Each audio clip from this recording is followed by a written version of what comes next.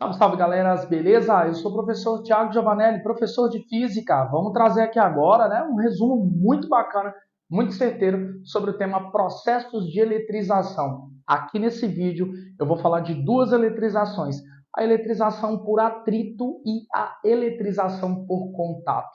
Bom, só que antes da gente atacar o nosso vídeo, nosso grande objetivo, eu preciso te contar uma história sobre condutores e isolantes. Primeiro, eu queria que você tivesse uma noção de que todos os corpos, independente da natureza, são formados por portadores de cargas elétricas, prótons, elétrons, ok? Bom, os corpos que são eletricamente neutros são aqueles que têm o mesmo tanto de prótons e de elétrons. Então, ele vai estar no estado neutro em termos de eletricidade.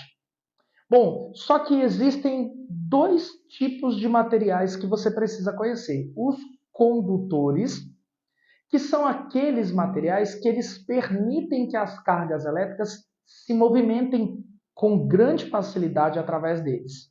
E tem os isolantes, também chamados de dielétricos, que são aqueles materiais que não permitem o movimento de cargas com facilidade através deles.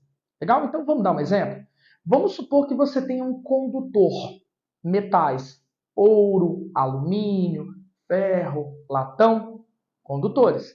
E se você quiser colocar cargas nesse condutor, é possível, porém, esses, digamos, elétrons em excesso que você vai colocar, eles vão ter uma mobilidade gigantesca através desse material. Eles podem se movimentar de um lado para o outro.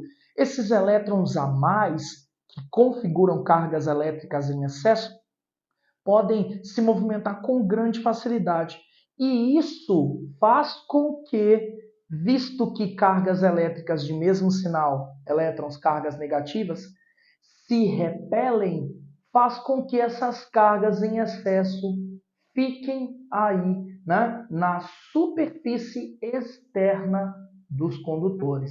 Então, um condutor, visto que a sua carga elétrica, visto que as cargas elétricas nele podem se movimentar com grande facilidade, essas cargas elas vão ficar sendo distribuídas nessa superfície externa do condutor. Legal? Agora, já um isolante, um dielétrico, que é aquele que não deixa as cargas se movimentarem com grande facilidade, é o caso do vidro, do plástico, do papel. Esses materiais, quando você coloca a carga elétrica, por exemplo, em um ladinho deles, por exemplo, eu coloquei elétrons só do lado direito do meu desenho. Esses elétrons vão ficar por ali, até que algo externo os retire, a ação do ar, principalmente ar úmido, legal?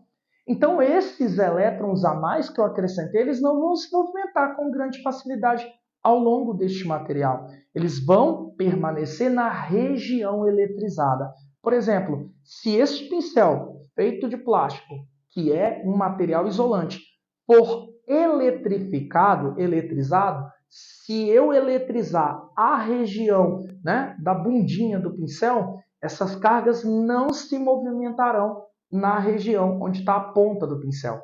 Legal? Então, isto é importante você saber. Vamos frisar mais alguns exemplos de condutores e isolantes? Condutores, metais, alumínio, cobre, ferro, ouro. Não precisa ser material sólido. Pode ser material na fase líquida. Água com sais minerais, que é a água da torneira, água mineral, a água da chuva, são ótimos exemplos de condutores na fase líquida. Vale lembrar também que existem condutores na fase gasosa, os famosos gases ionizados, que, por exemplo, constituem algumas lâmpadas. São aí também exemplos de condutores. Vamos para os isolantes ou dielétricos. Exemplos de isolantes: madeira, plástico, vidro, seda, papel. Eu quero que você lembre que a água pura, a água destilada, aquela que a gente manipula aí, por exemplo, em laboratórios de química, é um exemplo de isolante. O que faz a água ser condutiva é a presença de sais minerais. Agora, a água pura, na sua essência, destilada, aí ela é isolante. Existem também isolantes na fase gasosa, que é o caso do ar sem a presença de umidade. Ar seco é um exemplo de isolante. Lembra disso? É muito importante você manter alguns desses exemplos na sua cabeça, tá bom? Agora vamos lá. Configurando, né, a diferença entre condutor e dielétrico, isolante, agora a gente pode, com muito mais propriedade, falar sobre os procedimentos de eletrização. Pessoal, o que são processos de eletrização ou procedimentos de eletrização? É todo ato que eu faço com um corpo para que ele ganhe ou perca elétrons, para que ele fique com carga elétrica, ou positiva ou negativa. A gente vai discutir três. Hoje eu quero trazer para você, nesse momento, dois. O primeiro se chama eletrização por atrito. É aquele que é constituído basicamente do seguinte, ó. Imagina um cano de PVC, esses canos aí de pias de cozinha, né? E um pedaço de papel, papel toalha, por exemplo. Quando você vai esfregar, friccionar um no outro, você acaba fazendo uma transferência de elétrons de um para o outro. Vamos dar um exemplo? Ó. Suponha que este cano esteja com o mesmo número de prótons e elétrons. Legal? Estou desenhando 4 aqui, mas claro que são bem mais. Ele está com o mesmo número de prótons e de elétrons. Ou seja, ele está inicialmente neutro. Legal? O mesmo vai valer para este pedacinho de papel. Ele está com o mesmo tanto de prótons e de elétrons. Olha aí que bacana. Quando a gente esfrega esses dois, a gente acaba fazendo com que elétrons de um sejam transferidos para o outro. Por exemplo, vou inventar aleatoriamente. Por exemplo, a gente vai verificar que elétrons do bastão vão ser transmitidos para o pedacinho de papel. Legal? Isso quer dizer que no final, por exemplo, o pedacinho, né, de papel recebeu alguns elétrons do cano. E aí, como é que vai ficar a nossa configuração? Vamos olhar aqui o nosso desenho bobo para a gente entender? Por exemplo, ó, o bastãozinho mandou elétrons para o pedacinho de papel. Antes, o pedacinho de papel estava com cargas negativas e cargas positivas no mesmo tanto, eletricamente neutro. Mas agora, olha o que vai acontecer. Pode acontecer dos elétrons terem migrado para o pedacinho de papel e isso faz com que este papel agora tenha um excesso de cargas negativas. Ele fica eletrizado com carga negativa. Olha que bacana. E o pedacinho, né, o bastão, né, de cano, ele ficou com cargas positivas em excesso, está com falta de elétrons. Legal? Esse é o procedimento de eletrização, chamado de eletrização por atrito. O que você tem que saber é o seguinte: na eletrização por atrito, obrigatoriamente os dois corpos têm que ser de naturezas diferentes, eletroafinidades diferentes. Legal? Então não vai dar certo com pano e pano, papel e papel, plástico e plástico. Tem que ser materiais de naturezas distintas, senão não funciona. Segunda coisa que você tem que saber, esses dois corpos inicialmente neutros, mesmas cargas, né, positivas e negativas para ambos, no final eles terminam sempre com cargas de sinais contrários.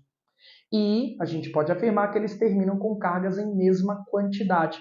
Existe até uma regra conhecida como princípio da conservação de carga elétrica. Porque olha só comigo, a carga elétrica do material A no começo era zero. A carga elétrica do material B no começo era zero. Eles trocaram elétrons, mas no final, nota que se eu somar a nova carga do material A, que tem 3 positivos, né? Vamos chamar assim, e a nova carga do material B, que tem 3 negativos, continua dando zero. A gente costuma dizer que o princípio da conservação de cargas fala que a soma das cargas antes do procedimento tem que ser igual à soma das cargas depois do procedimento. Apesar de eu estar ilustrando isso para a eletrização por atrito, isso não vale só para o atrito. Vale também para todos os outros processos de eletrização que a gente vai estudar, tá bom?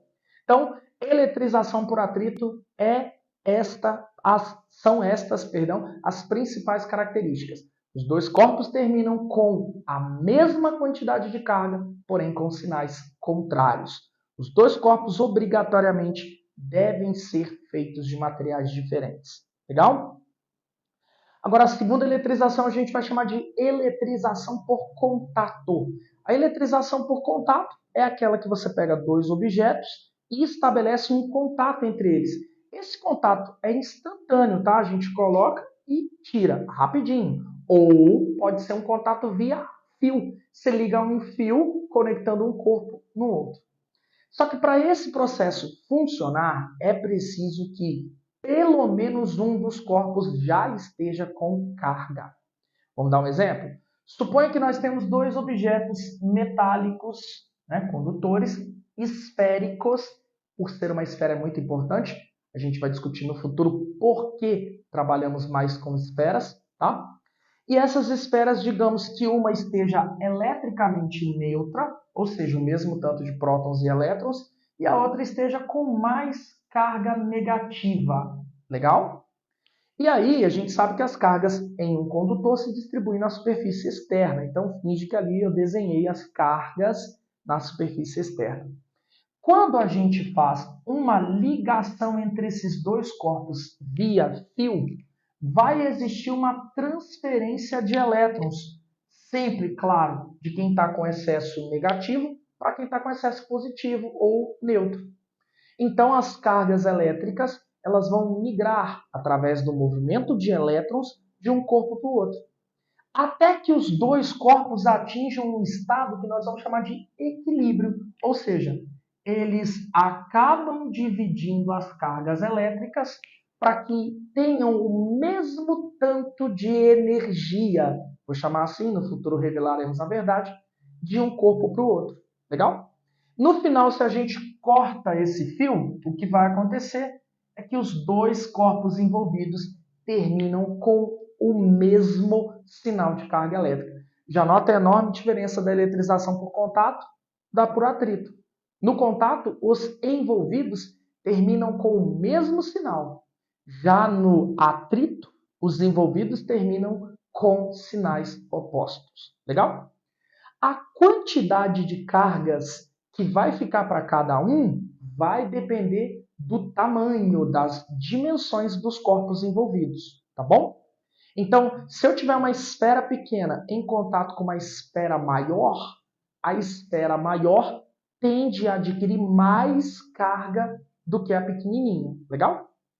Mas a gente vai contar melhor isso brevemente. Agora o que eu quero que você saiba é que existe até uma formulinha para a gente prever a quantidade de cargas para duas esferas que são de mesmo tamanho, mesmas dimensões, corpos idênticos. Legal? Quando duas esferas forem de mesmo tamanho, mesmas dimensões, e você fizer o contato entre elas, no final, elas terminam exatamente com o mesmo tanto de carga. E para determinar esse tanto de carga, basta pegar a carga inicial da esfera 1, somar com a carga inicial da esfera 2 e dividir tudo por 2. É uma espécie de média aritmética. Se fossem três esferas em contato simultâneo, QA mais QB mais QC, dividido por 3 e assim por diante. Legal? Então, galera, espero que você tenha curtido esse vídeo aí com um resumo teórico sobre eletrização por atrito e eletrização por contato. Legal? Continua sempre seus estudos. Valeu!